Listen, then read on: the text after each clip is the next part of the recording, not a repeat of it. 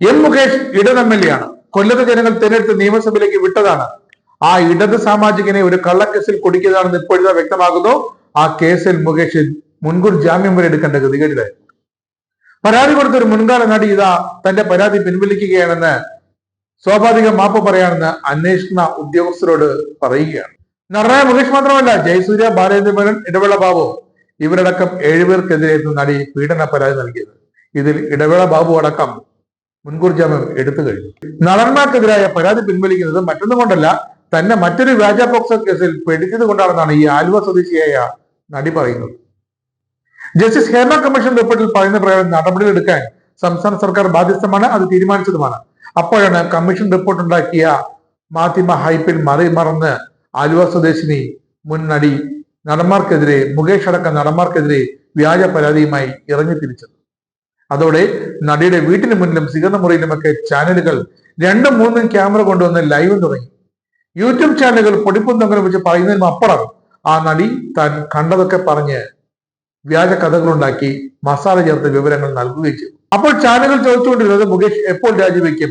CPI നേതാക്കളോടുള്ള ചോദ്യം ധാർമ്മികത പേരിൽ മുകേഷ് രാജിവെക്കേണ്ടതല്ലേ എന്നൊക്കെയായിരുന്നു.